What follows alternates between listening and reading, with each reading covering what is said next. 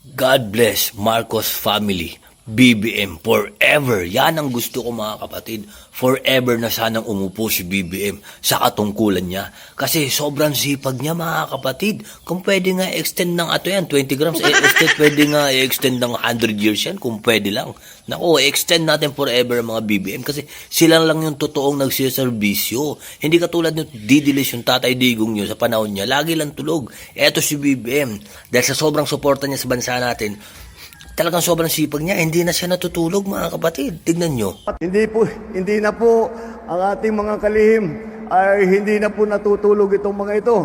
Alam ko po yan dahil ako rin hindi na po ako natutulog. Pag tinatawagan ako ng alas 2 ng umaga, sumasagot. Kaya mabuti na lang yan. Kaya saka na tayo matutulog at marami pa tayong gagawin.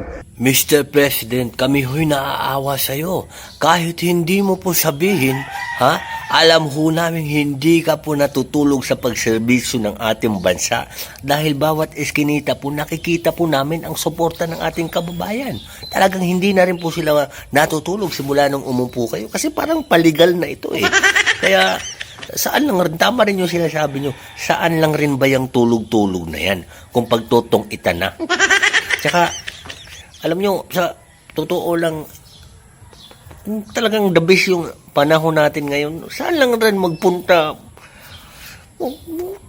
Tangina, buang Pilipinas, sobrang